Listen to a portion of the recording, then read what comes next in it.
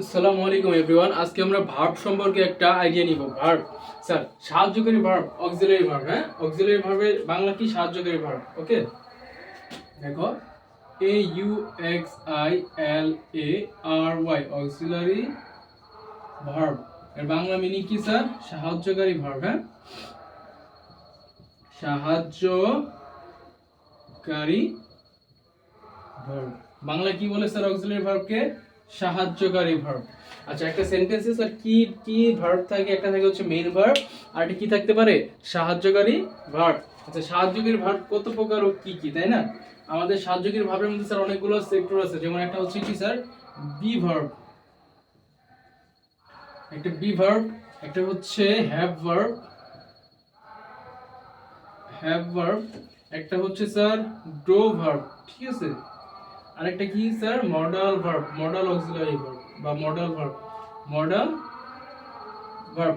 আচ্ছা, আমরা আগে স্যার বি ভার্বটা শিখব। বি ভার্ব কি? বি ভার্ব হচ্ছে sir am, is, are, was, were. Sir এগুলো হচ্ছে be verb. Am is are হচ্ছে স্যার প্রেজেন্ট, আর ওয়াজ আর হচ্ছে স্যার পাস্ট। আবার এম ইজ, এম এবং ইজ হচ্ছে sir singular, S I N G U L A R, singular. আর কি sir? Plural, P L U R A L, plural. Was এর মধ্যে sir was হচ্ছে singular, was কি sir? Singular. আর were কি? ওয়্যার হচ্ছে plural, were plural. Sir clear? Be verb আমরা স্যার ক্লিয়ার হয়ে গেছি। ডি ভার্ব কি কি sir? Am is are, was are. এবং এম ইজ কি স্যার? সিঙ্গুলার, আর কি? প্লুরাল।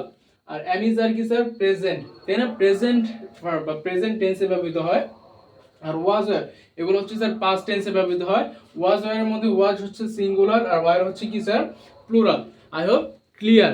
এখন আমরা শিখবো হচ্ছে sir have verb.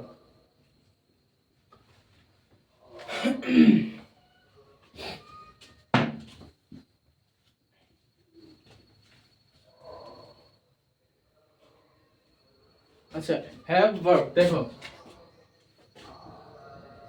Have, has এবং হ্যাড। এই যে হ্যাভ, হ্যাজ, হ্যাড, হ্যাভ এবং হ্যাজ হচ্ছে স্যার তোমার প্রেজেন্ট। হ্যাভ হ্যাজ কি? প্রেজেন্ট। আর হ্যাড হচ্ছে পাস্ট, হ্যাড হচ্ছে পাস্ট। আবার একইভাবে হ্যাভ হ্যাজ এর মধ্যে হ্যাভ হচ্ছে প্লুরাল, আর হ্যাজ হচ্ছে সিঙ্গুলার। স্যার এগুলো সবাই খাতার মধ্যে নোট করে রাখো। হ্যাঁ, যারা এই ভার্ব বোঝো না বা ভার্ব চিনো না, তারা এগুলো স্যার খাতার মধ্যে নোট করে রাখো। আর হ্যাভ তো স্যার পাস্ট, আগেই বলছি। ওকে, তাহলে আমাদের স্যার হ্যাভ ভার্বও শেষ হইলো। এখন আমরা কি শিখবো স্যার? Do verb.